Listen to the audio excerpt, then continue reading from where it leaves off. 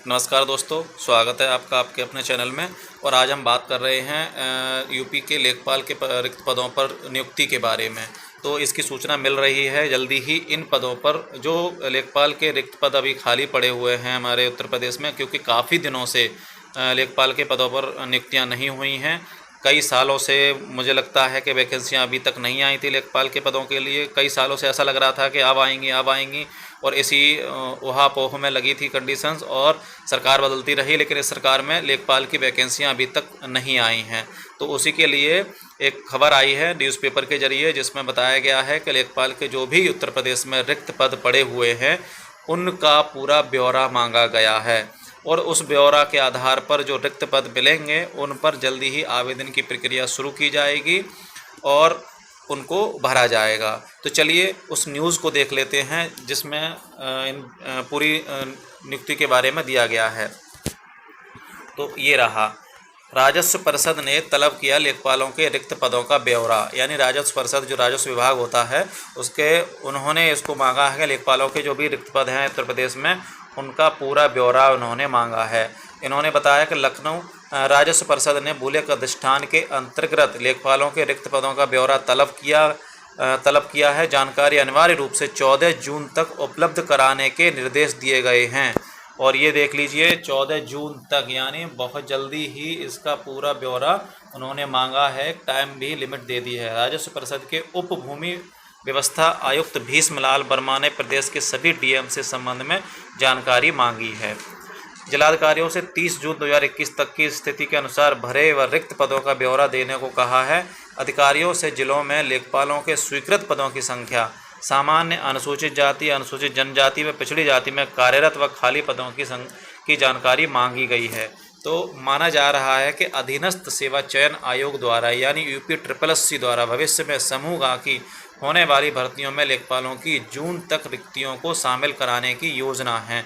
लेखपालों के 8000 से अधिक पद रिक्त बताए जा रहे हैं। तो यहाँ पर एक चीज़ और क्लियर होती है कि जो पैट का फॉर्म भरा जा रहा है, PET का प्रिलिमिनरी एंट्रेंस टेस्ट का जो भरा जा रहा है UPSSC के द्वारा, जिसमें समूह गा यानी ग्रुप C की वैकेंसियों के लिए एक तरह का एंट्रेंस टेस्ट है।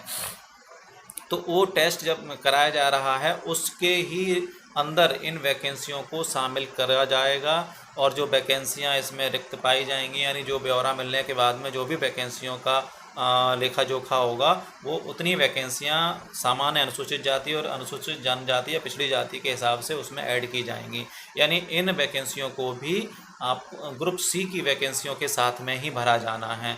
यानी पैट का एग्ज़ाम के लिए फॉर्म अभी आ गए हैं, आप भरे जा रहे हैं, इस समय चल रहे हैं। तो जिन लोगों ने भी नहीं भरा है वो लोग भर लें PET का एग्ज़ाम और उसको दें। उसमें जो भी आपका मार्किंग आएगी, जो भी आपकी रैंक आएगी, उस आधार पर आपको इन सब कैटेगरी जो ग्रुप C की वैकेंसियां हैं उनमें आवेदन करने का मौका मिलेगा। तो ये भी क्लियर हो गया है कि अब लेखपाल की पूरी सूची गवर्नमेंट को मिल रही है, राजस्व विभाग को मिल रही है, और वो पूरा उसका ब्यौरा लेकर इनको ग्रुप C में शामिल करके जल्दी ही उसको ग्रुप C के आधार पर आवेदन को निकाला जाएगा।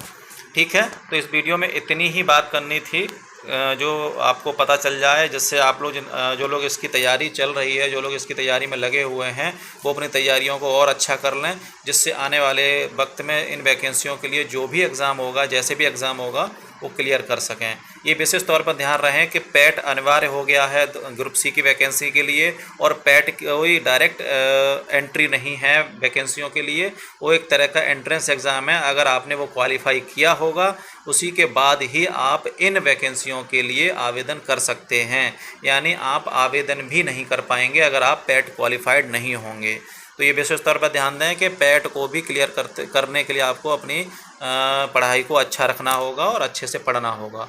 ठीक है, तो हमारी इसी शुभकामनाओं के साथ में इस वीडियो को बंद करते हैं। आप अपनी पढ़ाई को अच्छा रखें और इनमें सब पे आप क्लियर करें और ज्वाइन करें।